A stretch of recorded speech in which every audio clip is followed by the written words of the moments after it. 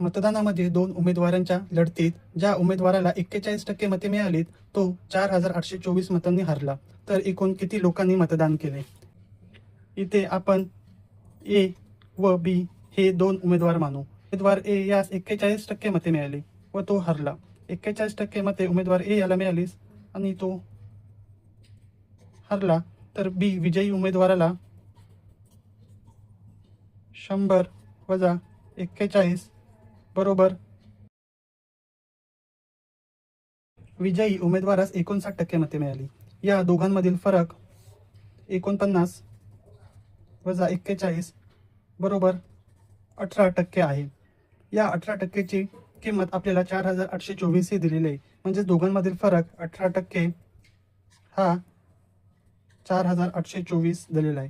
तर आपल्याला एकूण किती लोकांनी मतदान केले म्हणजे 100% ची किंमत काढायची. इथे आपण एकूण लोक एक्स मानूया. म्हणून 18 गुणिले एक्स बरोबर 4824 गुणिले 100. म्हणून एक्स बरोबर 4824 भागिले 18 गुणिले 100. 18ने याला भाग दिल्यास बरोबर 2. म्हणून